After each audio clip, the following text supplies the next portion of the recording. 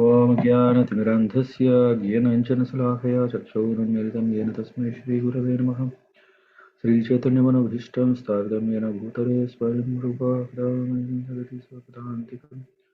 वन्देऽहं श्रीगुरुश्रीयुतपदकमलं श्रीगुरुन् वैष्णवांश्च श्रीरूपं साग्रजातं सहगणरघुनाथान्वितं तं सजीवं साद्वैतं सावधूतं परिजनसहितं कृष्णचैतन्यदेवं श्रीराधा कृष्णपादान् सगणललिता श्रीविशाखान्वितंश्च ॐ विष्णुपादाय कृष्णप्रेष्ठाय भूतले श्रीमते भक्तिवेदान्तस्वामिनामिने नमस्ते सारस्वतीदेवे गौरवाणी प्रचारिणे निर्विशेषशून्यवादी पाश्चात्यदेशतारिणे वञ्चाकल्पतरुभ्यश्च कृपा सिन्धुभ्येव च पतितानां पावनेभ्यो वैष्णवेभ्यो नमो नमः।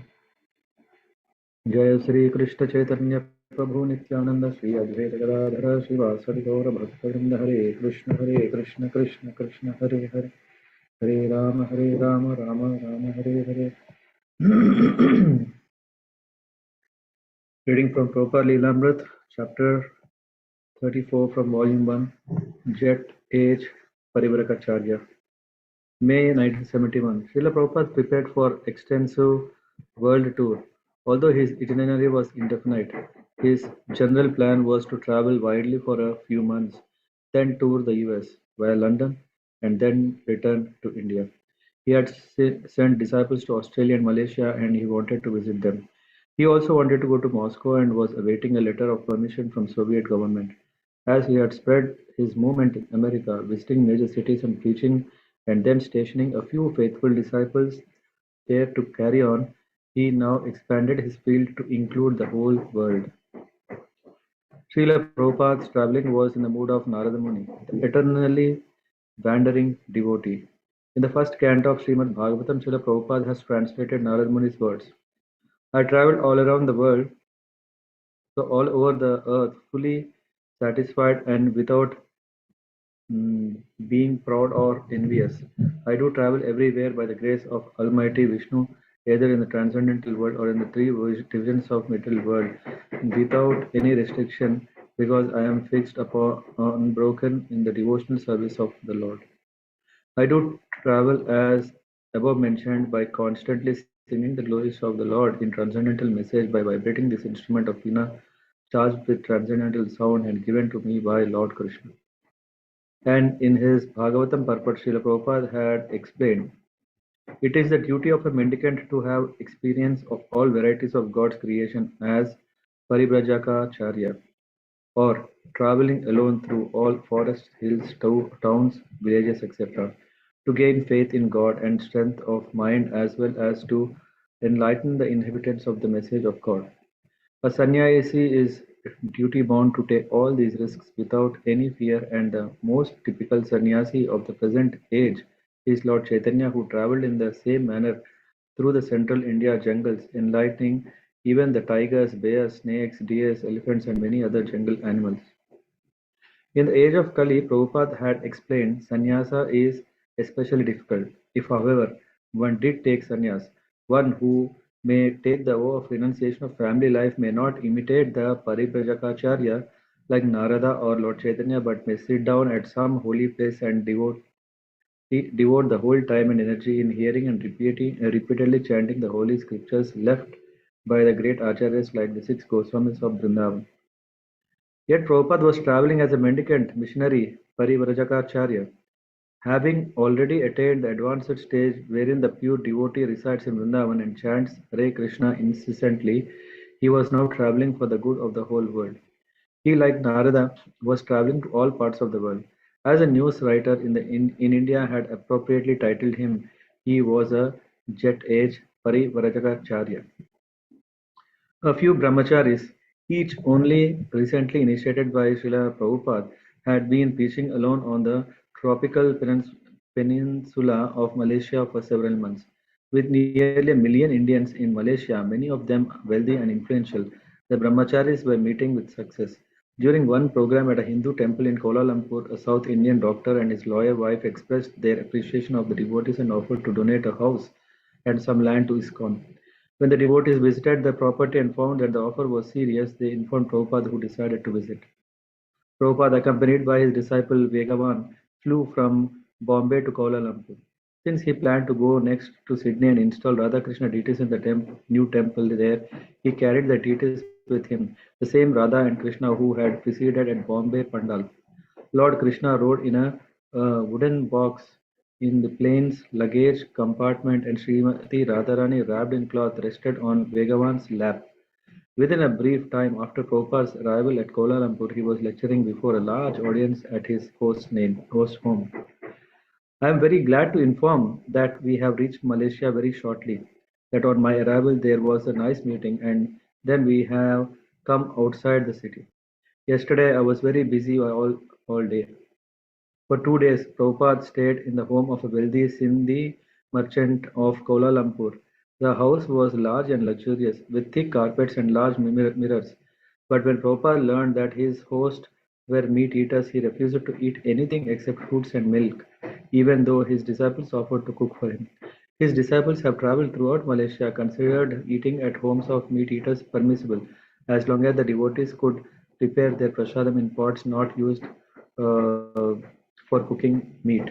But Prabhupada's standard was higher. One room in the house held a large collection of marble deities, about 50 sets of Lakshmi Narayan and Radha Krishna deities in rows. It appeared to be more of a collector's display than worship. However, and Prabhupada was unimpressed. Prabhupada lectured at Kuala Lumpur Town Hall and Lakshmi Narayan Temple, mostly to Indians. He explained that people could be united only on the spiritual platform. Look at the United Nations, he said. They are adding more and more flags, and there are only more and more wars. This Krishna consciousness movement will be the real United Nations. Prabhupada had brought with him slides of ISKCON activities, and he had one of his disciples narrate a slideshow, coaching him on what to say. When a slide appeared of Rathayatra in London's Trafalgar Square, Prabhupada prompted the devotee, now it's no more Lord Nelson, now it's Lord Jagannath. Maybe Hegover Mataji. When Prabhupada met the couple of offering the land, he discovered that the agreement had certain important conditions. The doctor and his wife said that they would give ISKCON a large piece of land near the main highway and that their own construction company would build the temple.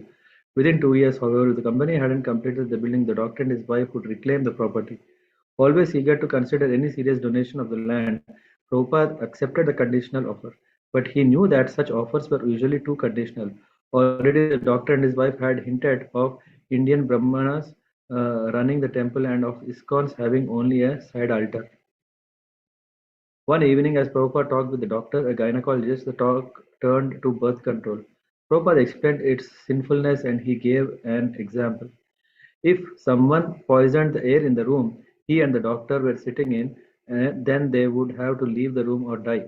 Similarly, Prabhupada explained, conception meant to poison the womb, denying a soul its rightful shelter. Like Prabhupada's previous host, the doctor ate meat. Although the doctor had been pushing him to give it up, Prabhupada was gentle. Try to stop eating meat, he urged. It was Ekadasi and Prabhupada decided to fast from all food, again showing extreme reluctance to eat in the home of a meat eater.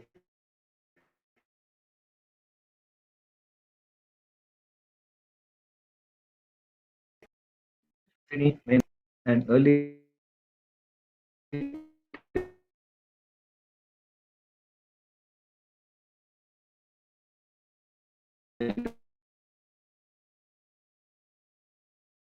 informed them he was coming, but had said Prabhupada not now. Australian GDC secretary only arriving and the date and flight number, the devotees has presumed this referred to Balimardhan, not to Prabhupada. The devotees had taken a small garland and had gone to meet the plane. And when the doors to the customs area opened and Prabhupada himself walked out, they were flabbergasted. A, a white attack case in his left hand, a cane in his right, a lightweight chadar around his shoulders, Srila Prabhupada entered the airport. Reporters on hand to interview Balimardhan came eagerly forward, one of them inquiring why Prabhupada had come to Australia. Replying softly, Prabhupada said he travelled everywhere just as a salesman travels everywhere. A salesman looks for customers wherever he can find them, and Prabhupada was travelling, searching for anyone intelligent enough to accept his message. There is no difference in coming to Australia, he said. The government have made a demarcation. This is Australia. But we see everywhere as the land of Krishna. One of the devotees hurried to phone the temple. Prabhupada was coming. Like Prabhupada's original temple at 26 Second Avenue in New York, the Sindhi temple was a one-room storefront on a main business thoroughfare. On the storefront's plate glass window, one of the devotees had painted a picture of Radha and Krishna. Prabhupada entered the room and found it bare, except for a simple wooden altar with 3-inch Jagannath deities and a big cloth-covered Vyasasan. An old rug hid the floor. The blue haze hanging in the air was smoke from the downstairs kitchen, where a devotee was frantically burning cumin seeds to spice Prabhupada's lunch. Prabhupada remained grave as he walked deliberately to the rear door and looked outside. But when he saw garbage and boards stacked high against the building, his gravity turned to sternness. "What is all this?" he asked. Someone tried an explanation. Unsatisfactory. A devotee brought a glass of milk. "Too hot," Prabhupada said, and the devotee took it away. Prabhupada sat on the large Vyasasan. He looked around the room at each face. None of the 15 or so devotees had ever seen him before, and only a handful had been initiated by mail. They were untrained. The carpet was dirty, he said, and it should be replaced. And why were there no flowers on the altar? He had brought Radha and Krishna deities, but before the devotees could begin their worship, everything must be very clean. The devotees would have to become Brahmanas before they could worship Radha and Krishna. These devotees, Prabhupada saw, knew little of Krishna consciousness. The devotees who had come to Australia originally, Upendra and Parimardhan, had opened the center and left, returning but rarely. Thus, an entire temple of inexperienced devotees had been virtually left um, on its own. Since none of the Sydney devotees could lecture well, their daily classes had consisted of readings of Prabhupada's abridged Bhagavad Gita as it is the only book they had. Yet their firm faith in Prabhupada compensated for their lack of training. They accepted him as a pure devotee, directly in touch with God, and they accepted his books as truth and Krishna as supreme person of Godhead. But many practical things they didn't know, such as how to cook, lecture, and worship the deities. They knew Prabhupada wanted them to chant Hare Krishna publicly and distribute back to Godhead magazines to the people of Sydney, and this they did daily. Despite uh, frequently arrest, despite frequent arrests, they continued with their Sankirtan. Sincerity they had, they only lacked training. A devotee brought Prabhupada his lunch poorly cooked, the chapatis half burned, half raw, the vegetables wrongly spiced. Prabhupada rebuked the cook. "If you didn't know how to cook, why didn't you tell me? I can show you." And he went into the kitchen. One of the cooks had tried to make kachoris and had failed. Although she knew that the dough had to be rolled thin, the filling put in just right, and then the edges folded over precisely, neither she nor any of the other devotees had been able to do it. Prabhupada, using the same dough and filling, demonstrated the art and made perfect kachoris. The devotees explained their difficulty in making chapatis. There was no flame on their electric stove. The chapatis always came out dry or raw or burned and never puffed up. The excuse only annoyed Prabhupada, however, who showed exactly how to make chapati that puffed up every time, even on an electric burner. Then he taught the cooks a simple vegetable dish, advising as he cooked. After he left the kitchen, the devotees tried the chapati again. They wouldn't puff. It seemed a magical art only Prabhupada knew. Srila Prabhupada had his reasons for bringing Radha and Krishna to Australia, some of them apparent, others so deep that only he and Radha and Krishna could understand them. Of course, he was always expanding his movement, of which deity worship was an important part. So that was one reason for bringing Radha and Krishna to Australia, to strengthen the devotees and establish more solidly his movement there. And Prabhupada loved these deities. They had presided over the Bombay Pandal, and they hadn't been on stage. He had kept them in his room, where he could look at them during the day. He had brought them from Bombay to Malaysia to Sydney, and now he proposed to install them in this fledgling ISKCON center. But the infinite purity of his heart and the depth of his determination to risk anything for their lordships, Sri Radha and Krishna, are unfathomable. Srila Prabhupada's activities are most grave and their deeper meanings eluded an observer. Of Lord Chaitanya, Krishnadas Kaviraj Goswami, Krishnadas Kaviraj wrote, I do not know the deep meaning of Sri Chaitanya Mahaprabhu's activities. I am just trying to describe them externally. When Prabhupada came to the temple to perform the initiation ceremony and deity installation, the devotees weren't ready. Only one small vase of flowers decorated the almost bare altar, and the devotee had not made garlands for the deities. Prabhupada was displeased. The small temple was packed, however, and the guests and the devotees crowded the open doorway and peered through the front window. Crews filmed the action under hot lamps. While devotees hurriedly strung garlands for the deities, Prabhupada performed the initiation ceremony. There was 15 initiates in all. To some devotees, he gave first initiation, to some second initiation, to others both first and second. Then he lovingly bathed the forms of Radha and Krishna and performed the first fire sacrifice. While dressing the deities, he remarked that their clothes had been poorly made and the devotees should make new ones immediately. He named the deities Sri Radha Gopinath Vaibhavi.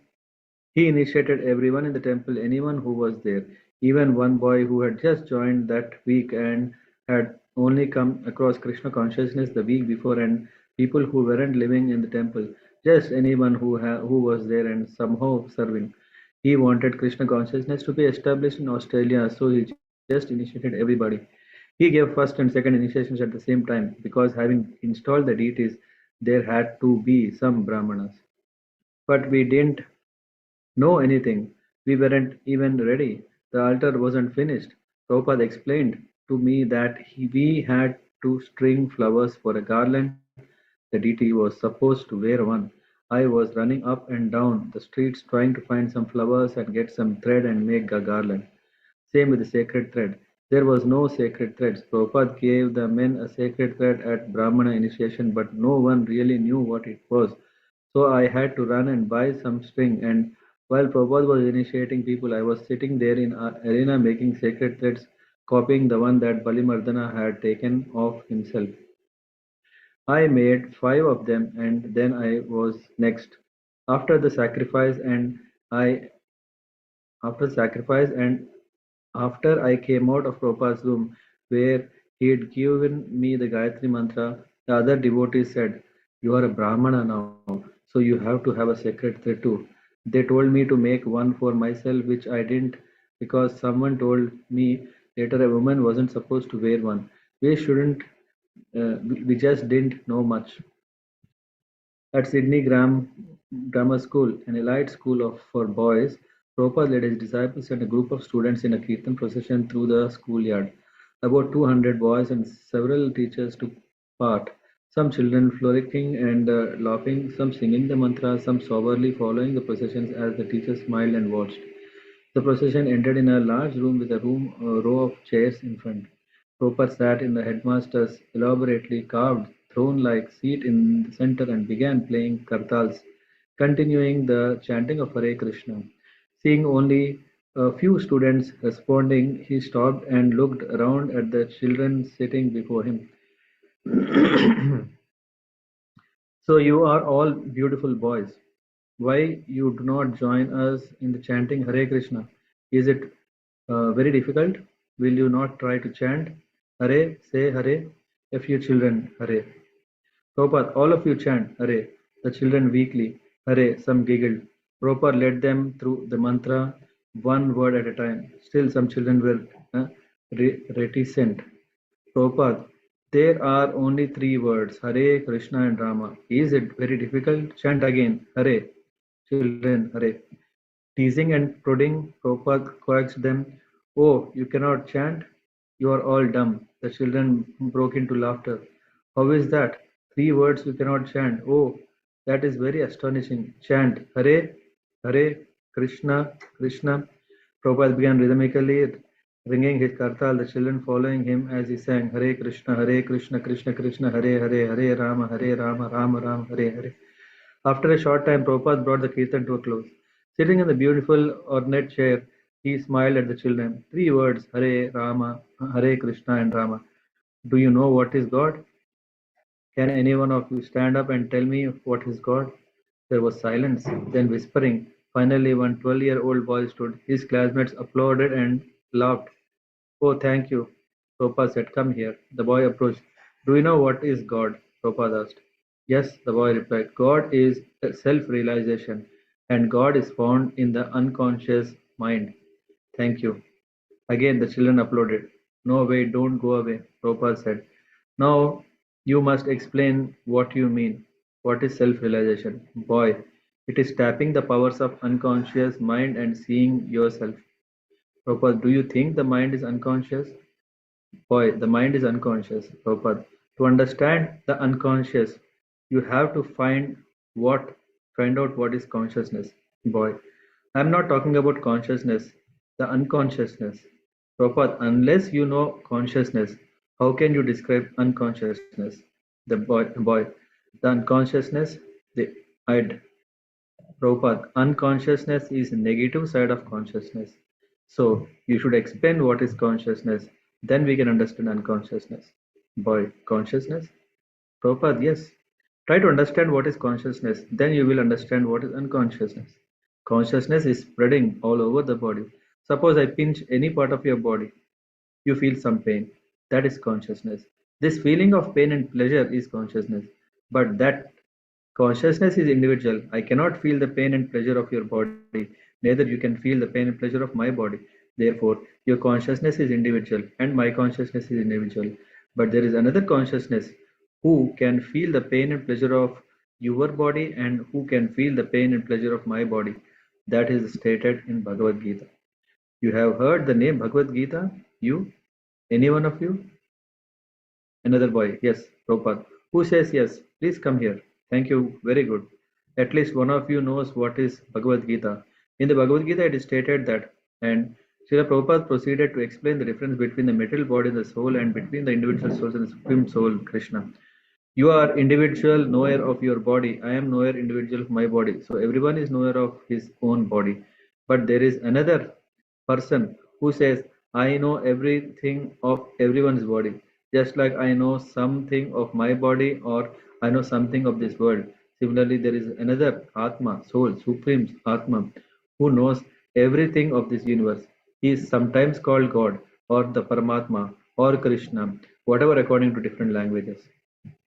After describing the soul's intimate relationship as an eternal servant of Krishna and the soul's suffering caused by forgetting that relationship, Prabhupada concluded his lecture. These teachings should be introduced in every school and college so that from the very beginning children understand what is God, how great He is, how we are related with God, and how we have to live. So our movement, Krishna consciousness, is teaching that thing. Don't think that it is a certain sectarian religion. We are making people God conscious. It doesn't matter to what religion you may belong.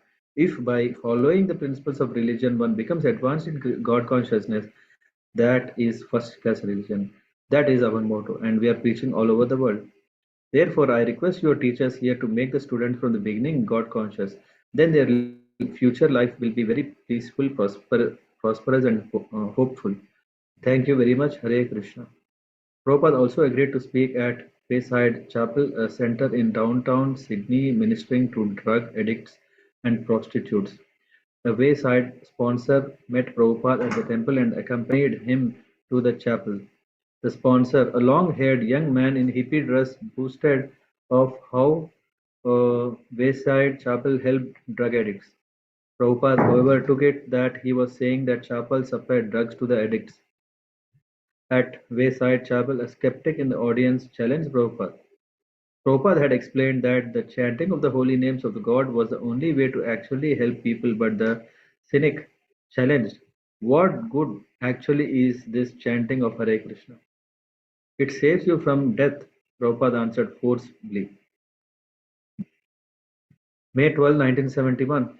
In his quarters in Sydney, Prabhupada wrote the preface to the upcoming edition of Bhagavad Gita as it is. The Macmillan Company had now agreed to print unabridged manuscript. The contract was signed, the book was being readied for printing. Only the preface remained to be written.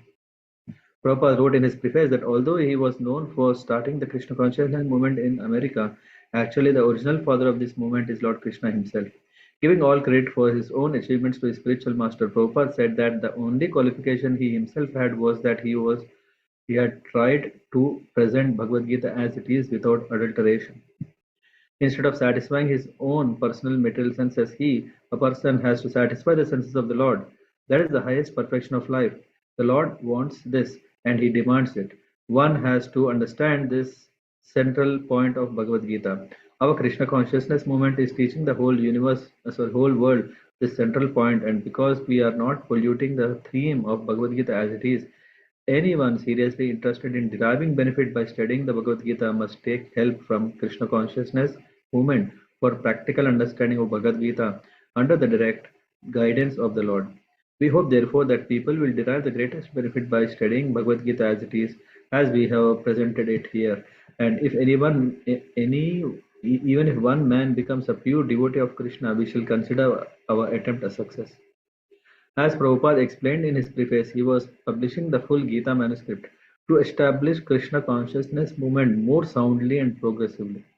He would do this by presenting transcendental literature like Bhagavad Gita. But he would also have to go, as Lord Chaitanya has said, to every town and village, either personally or through his agents, his disciples, and wherever he went, he would preach Bhagavad Gita to whomever would listen. Tomorrow Prabhupada would leave Australia for a big Pandal festival in Calcutta, then on to Moscow, Paris, Los Angeles. Lord Krishna states in Bhagavad Gita that no servant is more dear to him than one who teaches Bhagavad Gita to the devotees. And Prabhupada, in all his activities, whether writing a preface, lecture,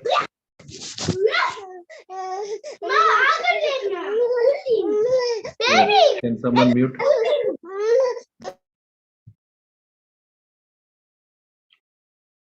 Okay. Where I was. Lord Krishna states in Bhagavad Gita that no servant is more dear to him than one who teaches Bhagavad Gita to the devotees.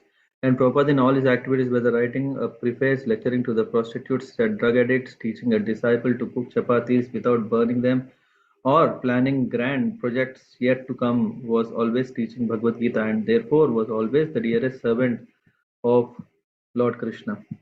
Prabhupada stood before the deities of Radha and Krishna, Radha Gopinath, with folded hands. After less than a week in Sydney, he was leaving. He knew that the devotees here were not up to the standard required for worshipping Radha and Krishna, and he knew he was taking a risk entrusting their worship to neophyte disciples. Yet, as an empowered Acharya and as the representative of Lord Chaitanya, he had to implant Krishna consciousness anywhere it might take root. The world was in a desperate need. If his disciples followed the process he had given them, chanting, hearing, observing regulative principles, he knew that they would quickly become purified. He had given an analogy. Although in material life a man must first become a highly qualified lawyer before sitting on judge's bench, in Krishna consciousness, a sincere devotee is first allowed to sit on the bench to become a Brahmana, and later, by the mercy of the holy name and the spiritual master, he becomes qualified. The devotees in Sydney, however, were particularly immature, and Prabhupada made an extraordinary request of Radha Gopinath. Now I am leaving you in the hands of mlechas. I cannot take the responsibility. You please guide these boys and girls and give them the intelligence to worship you very nicely. Calcutta, May 13, 1971. Prabhupada arrived just in time for the 10-day Calcutta Pandal festival. On his orders, Giriraj and Tamal Krishna had come to organize the festival just as they had the one in Bombay. Prabhupada had written to Jayapataka Swami, president of ISKCON Calcutta. In the Sankirtan festival Pandal, if a very big kitchen arrangement can be made, Then we shall distribute prasadam daily. Try to make this arrangement. Puri, halwa, khitri, whatever can be arranged as much as possible. Tamal, Krishna, and Giriraj have all the ideas. Attendance surpassed that of Bombay Pandal, with 20 to 30,000 people attending daily, including ministers of parliament and other distinguished speakers. It was one of the biggest religious functions Calcutta had ever seen. The whole city became aware of the strength of the Hare Krishna movement. In the early afternoon, the devotees would begin selling Prabhupada books from a booth, performing kirtan on stage, and distributing prasadam to the masses. Around 6:30, the evening program would begin with a long, intense kirtan, which would increase in its fervor as Prabhupada arrived for the evening arti before the deities of Radha and Krishna. Prabhupada would lecture, sometimes in Bengali and sometimes in English. Afterward, the devotee would show slides of Krishna consciousness movement around the world, and Prabhupada would answer questions from the audience. After the program, people would push forward to receive a morsel of prasadam that had been offered to the deity. Naxalite terrorists threatened Prabhupada's life. These young communist terrorists, who had been active in Calcutta during Prabhupada's visit of 1970, had never disturbed him until now. Their tactic was to approach prominent businessmen in their homes or on the street and coerce them into cooperation with Naxalite political objectives. If a businessman refused, the Naxalites would burn his house or place of business or even assassinate him. The Naxalites, who were eager for all of Bengal to turn from their religious traditions and embrace communism, saw Prabhupada rekindling the religious spirit in Calcutta. Prabhupada's tremendous crowd gathering pandal, they concluded, was undermining the principles of communism. "Fly or die," read the note Prabhupada received. He informed the police, who regretted their inability to help. The whole of Calcutta, they said, was in terror of Naxalites. Prabhupada, however, refused to be intimidated. He would not fly. Even if they were to attack him, he said, what better way for a Vaishnava to leave his body than while preaching the glories of the Lord? The next night, as Prabhupada came before the crowd to speak, he noticed a group of rowdy young men, Naxalites, near the stage. They were protesting the preferential seating of certain dignitaries on stage. When one young radical shouted that the radicals themselves wanted to dance on stage, the devotees invited them to join in a kirtan. The Naxalites backed down, but continued shouting and disrupting the meeting. They began banging the seats of wooden folding chairs, calling out Naxalite slogans and threatening to burn the place down. Others in the audience began talking nervously among themselves, increasing the commotion. In a vain attempt to bring order, some of the devotees threatened the dissenters. Pushing and scuffling broke out in the audience. Chintamani prakara sadmasu kalpa vriksha lakshavitesh surabhit avipalayantam. Prabhupada's voice rang over the powerful loudspeaker system. Appearing uninterested in the crowd, depending only on Krishna, he began singing prayers from Brahma Samhita, and within minutes everyone quieted. Those who wanted to leave left, and those who wanted to stay sat down. The crowd subdued. Prabhupada lectured. Several more fly-or-die notes came, and the Naxal returned the next night, threatening again to burn the pandal. Call them, Prabhupada said. I will meet with them. The devotees thought it unsafe, but Prabhupada insisted. In a small room behind the pandal, Prabhupada spoke with the hostile youths.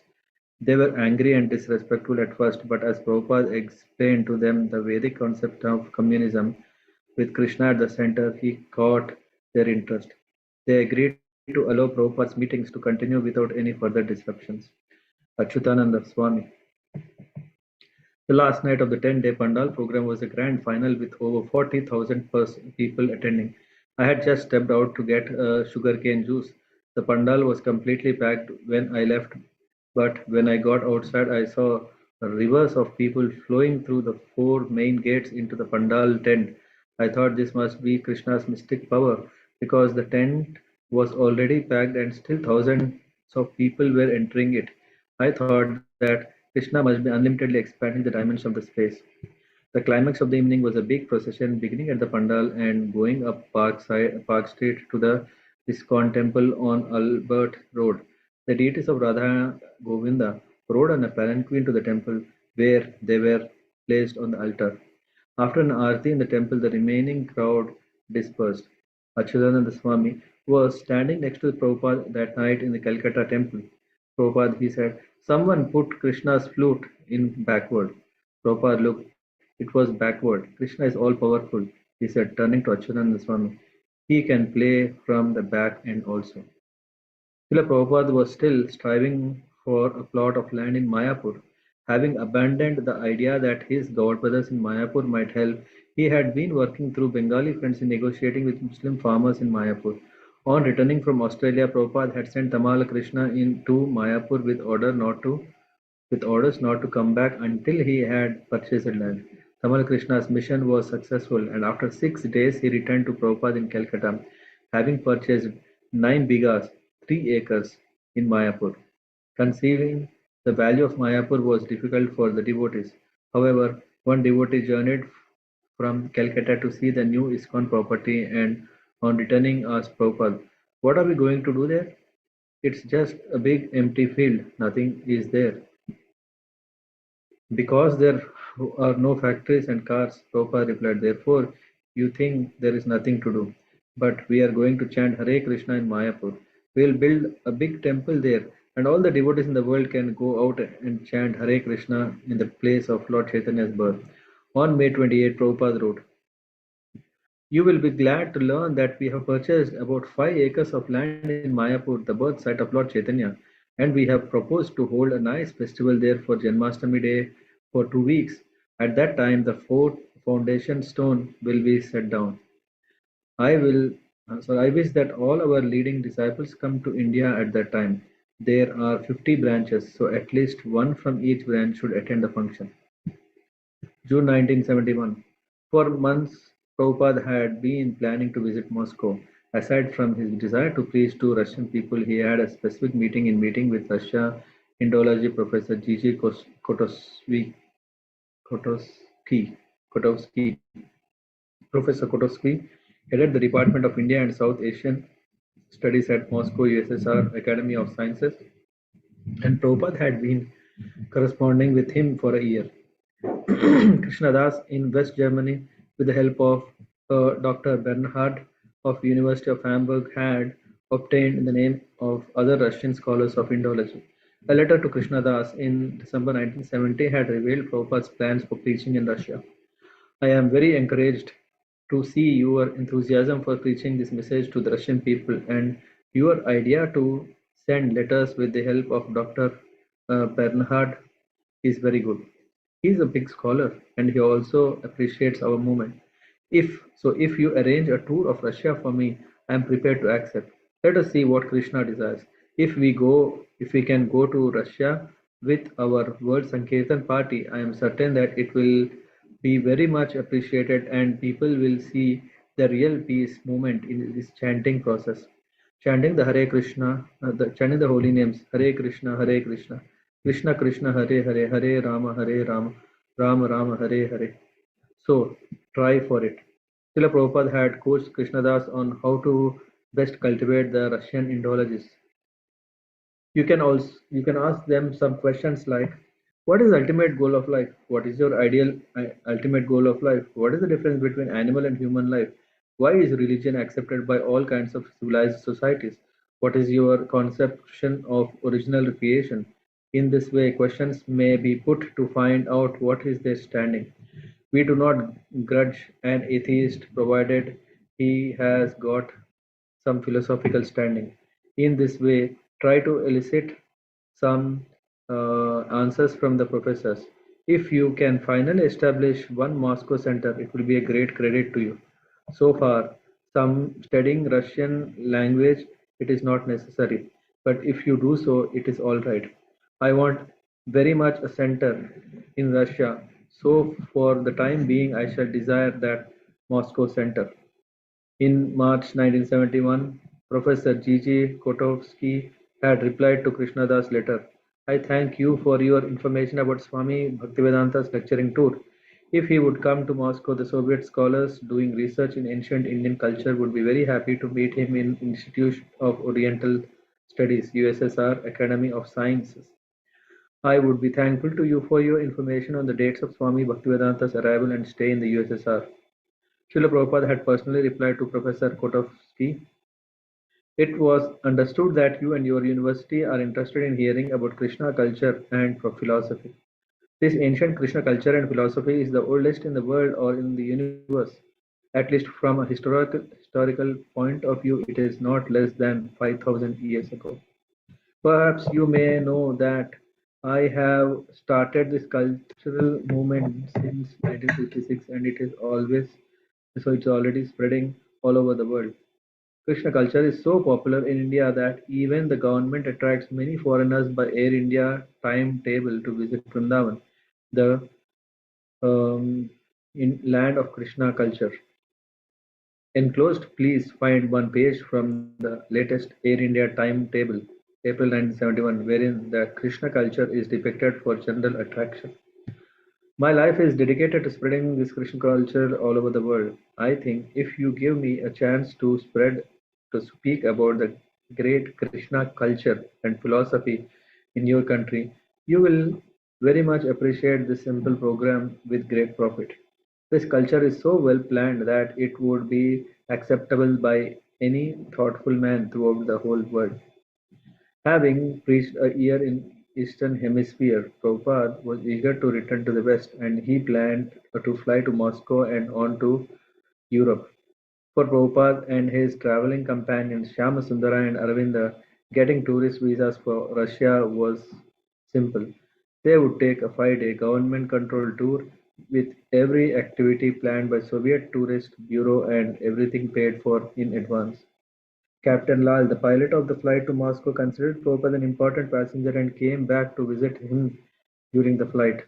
They spoke of Prabhupada's movement, his chances for lecturing in Moscow, and of Bombay, where Prabhupada was trying to purchase land. Captain Lal invited Prabhupada to the cockpit, and Prabhupada came and sat behind the captain, asking technical questions about the equipment and the flight. Prabhupada and Captain Lal agreed to meet again in Moscow. Prabhupada, his secretary, and his servant cleared Soviet customs and immigration quickly and smoothly, and a government tourist guide escorted them by the limousine to the Hotel National. The hotel near Red Square, Lenin's tomb, and Kremlin was expensive but plain. Prabhupada found his room dingy and cramped, with barely space for a bed and two chairs. The room for Shyamasundara and Aravinda was far away, and Prabhupada decided that Aravinda should share the room with him instead, crowding Prabhupada's room all the more. Aravinda told the hotel manager that they would not eat the hotel fare but would have to cook their own meals. The manager refused at first but finally allowed them use of the maid's kitchen. That problem solved. The next was getting food. Prabhupada sent Shyamasundara out. Across the street, Shyamasundara found a milk and yogurt store, but he returned to Prabhupada's room without any fruits, vegetables, or rice. Prabhupada sent him out again, and this time Shyamasundara was gone practically all day, returning with only a couple of cabbages. Prabhupada sent him out the next day for rice. When Shamsundar returned with rice after several hours, Prabhupada saw that it was of poor North Korean variety, very hard. Prabhupada asked for fruits, but Shamsundar had to hike for miles to the city of to find anything fresh, a few red cherries. Prabhupada remained peaceful and regulated, keeping to his daily schedule. He would rise early and translate, and in the cool of every early morning, he would go out for a walk through the all but deserted streets. Prabhupada, wearing a saffron chadar, strode, sto- strode quickly. Shamasundara, sometimes running ahead to photograph him. As they would pass Lenin's mausoleum, a queue would already be forming. Just see, Prabhupada commented one morning, that is their God. The people don't understand the difference between the body and the spirit. They accept body as a real person. Prabhupada appreciated the sparseness of the traffic, some trolleys and bicycles, but mostly pedestrians. As he walked among the old ornate buildings, he saw elderly women housing the wide streets. A good practice, he said.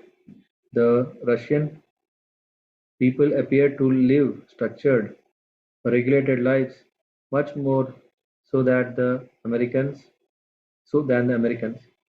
These simple, austere people, unspoiled by the rampant hedonism so common in America, were fertile for Krishna consciousness.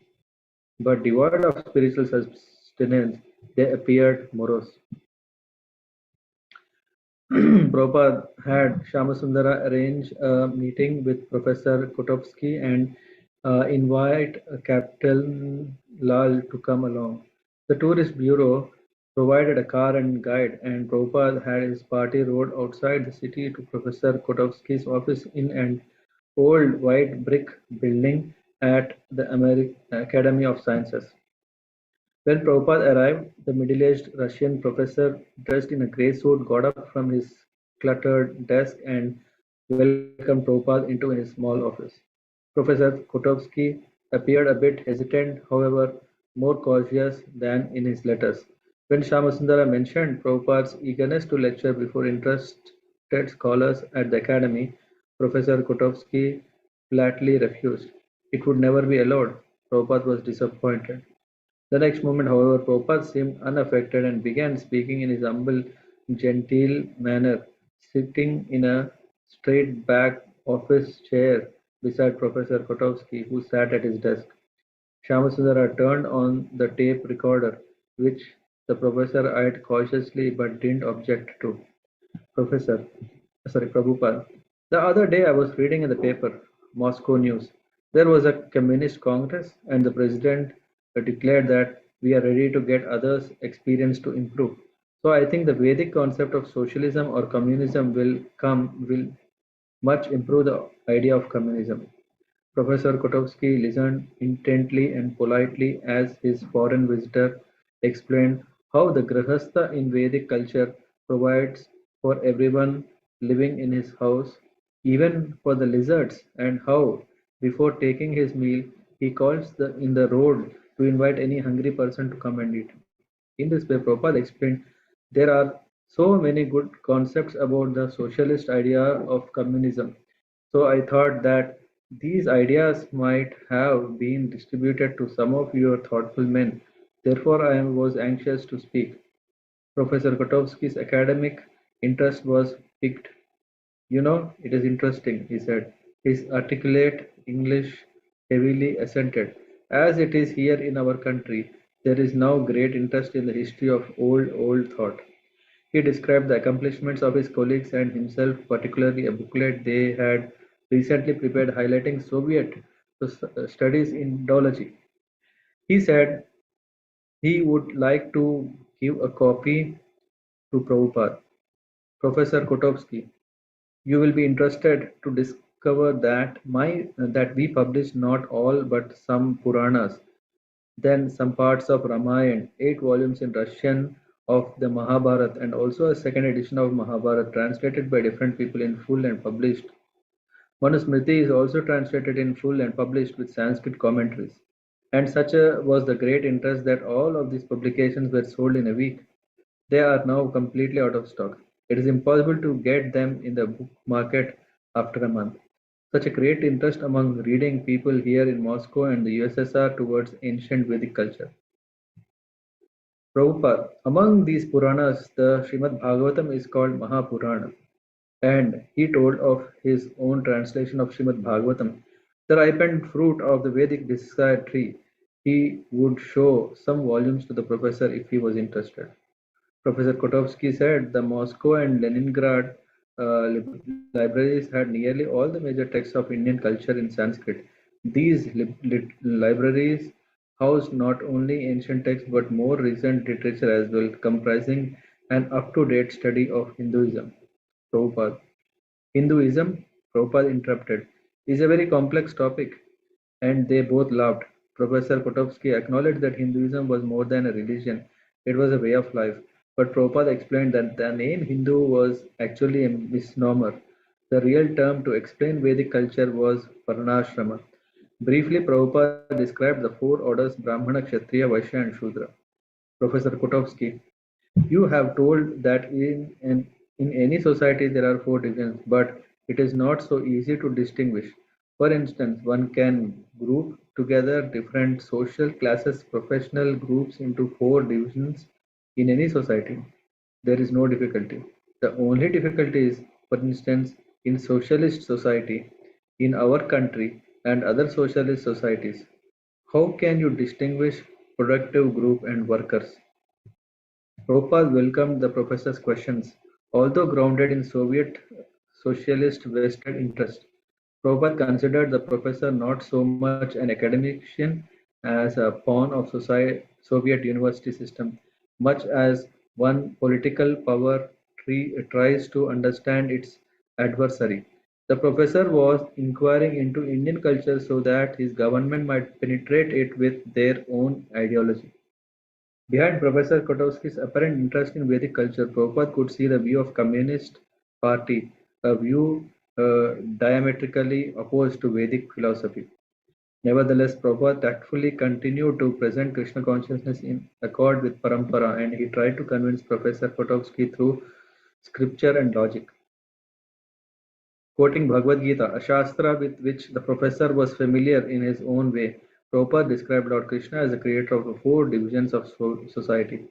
Professor Gotovsky immediately countered with the theory of Soviet scholars that the Varnashrama division were a recent addition to Vedic culture. He also again registered his opinion that the divisions of Varnashrama had no meaning within socialism. Professor Kotovsky, there is a great distinction between socialist society and all societies preceding socialism because in modern Western society you can group all social and professional classes in particular class divisions Brahmana, Kshatriya, Vaishya or factory owners and Shudras or menial workers. But here we have no Vaishyas because we have administrative staff in factories, managerial staff, you can call them Kshatriyas and then Shudras, the workers themselves, but not this intermediate class. Prabhupada. That is stated, Kalu Shudra Sambhava. In this age, particularly, all men are Shudras. That is stated. But if there are simply Shudras, then the social order will be disturbed. In spite of your state of Shudras, the Brahmanas are there. In spite of your state of Shudras, the Brahmanas are there. That is necessary. If you do not divide the social orders in such a way, then it will be chaos. That is the scientific estimation of the Vedas. You may belong to Shudra class, but to maintain the social order, you have to train some of the Shudras to become Brahmanas. It cannot depend on Shudras. Prabhupada gave his standard analogy comparing the social body to the human body. All the parts are necessary, not only the legs but the belly, the arms and the head. Otherwise, he said, it will not work properly. As long as this is going on, there will be some disturbances. Okay, I'll stop here. Thank you very much. Śrīla Prabhupāda ki jai.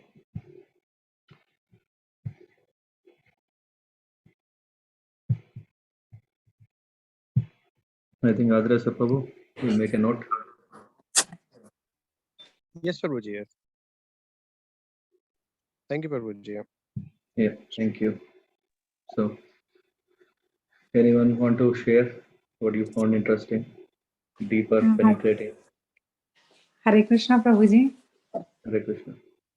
Yeah, actually, we have seen in all the chapters and through how Prabhupada has brought up Krishna consciousness so intelligently. And once again, I was totally impressed in this chapter also when these words came. Vedic communism, Vedic socialism. So it was totally unheard and so true. But it shows how intelligent Prabhupada is to platter what the receiver is ready to hear. And yeah, I was totally impressed. I think I heard it first time here. Okay, Vedic concepts of communism, Vedic concepts of socialism. And the explanation was also like correct. Yeah, I felt, yeah, correct only. So yeah, it was again one other point where I felt so much impressed and in awe of Prabhupada power. Yeah, Yes. yeah, very nice point. Yeah, with that I see also uh, we are not even able to, if we say someone is of a different religion, we are not able to create a bridge. Yeah, we are struggling with interfaith challenges. How to sometimes either we are compromising ourselves. No, if we don't compromise, we cannot build friendship, relationship. So we may compromise our strictness of Krishna consciousness because people say that Krishna consciousness is a very conservative. Yeah, no, it's actually very idealistic, at the same time very realistic. It can be same. Both are there. It's possible that one can see how communism. Yeah, it's only like just a vision correction. Yeah, if we have this vision correction, whatever we are doing, then it becomes normal. It becomes perfect. Yeah, Prabhupada had also here shown this. And also I like this where Prabhupada went to school. Yeah.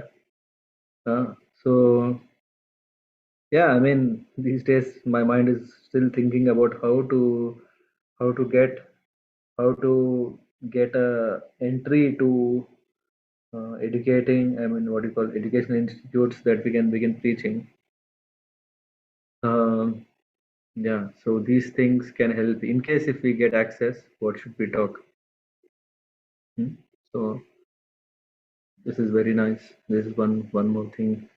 And the other point I liked was also where, yeah, uh, how Prabhupada took shelter of Sri Radha Gopinath ji, said that, yeah, I'm handing you in the hands of someone, so train them in a way that so that they can offer you proper service. Yeah. Yes, Prabhuji, that was really beautiful. Yeah. Yeah, I also found it very nice. So that also shows how Krishna, I mean, how Prabhupada talks to Krishna. It's not like, okay, Lord and yeah, deities or altar or murti, no. Krishna, yeah, sorry, Prabhupada could see Krishna and he could talk to him. A personal, um, deeper connection. Yeah. Yeah, others, anyone else? Hare Krishna Prabhuji. Probably two incidents kind of, really struck me. One is the discussion with Professor Kotovsky, and this the Mataji previously mentioned the way, the way Prabhupada is able to link Krishna conscious to everything. That was a big surprise. And again, the discussion with the schoolboy about what is consciousness and, being, unconscious, I think unconscious something. So that was again the startling, Prabhuji. Basically, I have at least, heard about great people talk things. For example, Prabhuji, again going back to Bhagavat Ramanuja, he kind of, they say he kind of argued and converted a lot of Jainism people, Buddhism people, and also the idol at Tirupati. There was an argument, and but the details of the minute details of that is not. At least I have not read Prabhuji. So, Yeah. but now when I see a We only have supreme soul, records. Yeah. yeah. So, but when I see a supreme soul here, Prabhuji, it's like totally mesmerizing. And on a Friday when we read about Prabhupada, because we end our week and we think, okay, we have a tough week, but then when we just see what Prabhupada has established, it is just my God, totally mesmerized, Prabhuji. And so those were my small observations. Hare Krishna. I think one more thing, at least for you and me, is about the tour, right? The opening of this chapter is talking about a world tour. Exactly, Prabhuji. We just Yeah. exactly. I was thinking we are about it. preparing. Yeah. Yeah, Yes, yeah. Prabhuji. We are preparing also. Yeah, for others. Yeah, we are preparing a flyer, which is a Europe tour of His Holiness Jayadvaita Maharaj. So yeah, so somehow in line. And Paribhajagacharya definition, yeah, it's very, very nice here. In this connection, we see that the sannyasis, Maharajas in ISKCON are ever eager to travel miles from one end to the other, yeah, from east to west, or yeah, in all directions. If they can find an opportunity to even change one soul towards Krishna, they are ready. We know how delicate is Jayadvaita Maharaj. Yeah, still, Yes. yeah, he is taking up. Yeah, he is saying that I would like to see if I can be of some use of, yeah, to some, especially disciples of Kanan Maharaj. Yeah, especially during this time, if someone may have questions. So, yeah,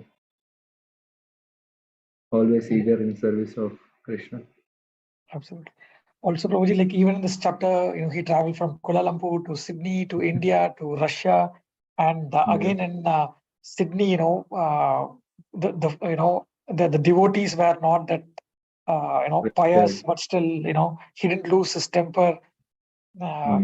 It's I can't imagine that kind of a personality, that too starting everything at the age of 16 in Prabhuji. Truly, So I mean, it's very interesting. I would say that he was getting disturbed because that the services what should be done to the Lord are not of that standard, and at the same time he is also concerned of the people within whatever time. Yeah, come on. If someone want first initiation, now we know how difficult it is, right? It will take at least 6 months or even 1 year or even longer. Yeah, only great souls get a chance to get in just few months. But if you just go in India, there is a huge requirements. No, Prabhupada gave first initiation and second initiation on the same day. Hmm. Even not because okay he want to increase his popularity, presence. No, he is giving because so that they can get the standard to worship Radha Krishna, and for that he is ready to take whatever may come. Yeah, I think the word there was unlimitedly or infinitely powerful. No? What was that? Transcendental. That was what how Prabhupada was addressed there. Yeah. So Prabhupada, yeah, who can take risk? Only great souls can take risk on behalf of us. absolutely, Prabhuji. And he does not get his spirit or his energy does not get drop because of adversities. Where we have some small problems and we get depressed, stress. But Yeah. Yeah. I think this is a training that we should go through. That yeah, when there are moments of disturbances in our life, we have to take shelter of Bhagavatam. We have to take shelter of Krishna. So he is the only way where we can again come back to life. Yeah.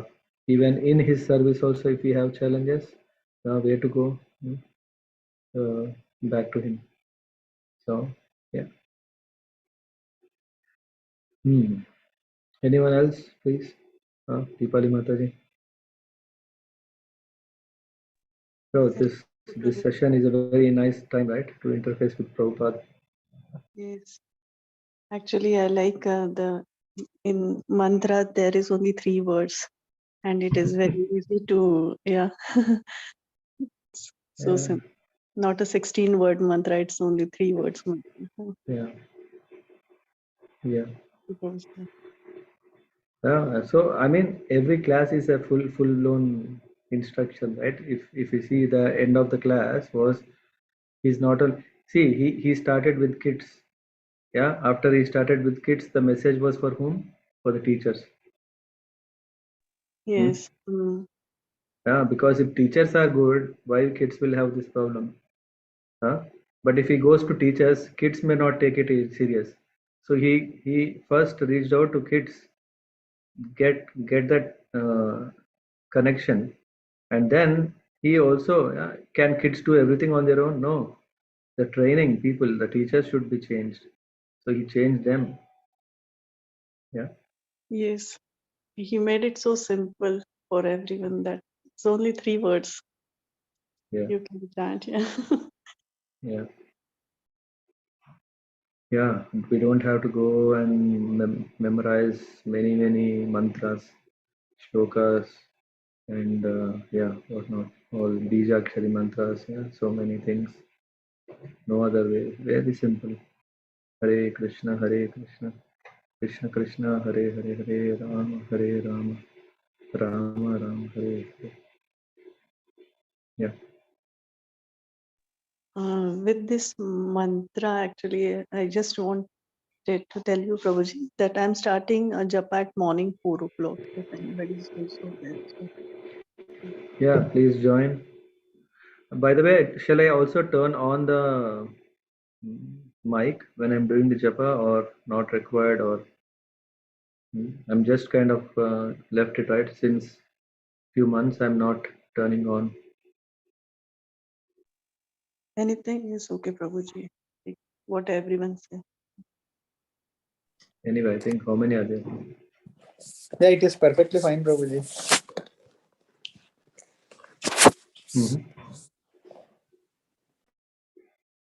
Yeah, if it's okay, then I can turn on, and you can turn off. Yeah, this is also possible. I can anyway unmute, and you can reduce the volume if it's disturbing.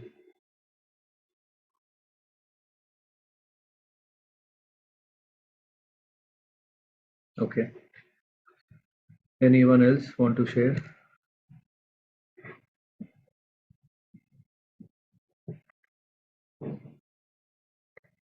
Okay. If not, then we'll meet at 7:30 sharp, and we have to close it at 8:45 very sharp, because I will be speaking. I'll be conducting Bhakta course tomorrow from 9 o'clock till 1 o'clock.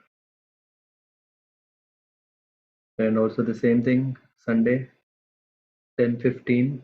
Don't be happy that 9 o'clock there is no class.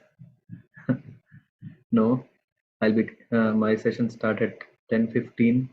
So Sunday also I'll finish class by 10 o'clock. If anyone wants to join, they can join, but yeah, this is the schedule. Okay. Śrīla Prabhupāda ki jai, Satsvarup Goswami Maharaj ki jai, and Koti Vaishnava ki jai. Hare Krishna Mahamantra ki jai. Hare Krishna. Hare Krishna, Hare Prabhuji. Krishna. Hare Hare Krishna. Krishna. Hare Krishna. Thank you, Prabhuji. Hare Krishna. Hare Krishna. Prabhuji, Hare Krishna. Hare Krishna, Prabhuji.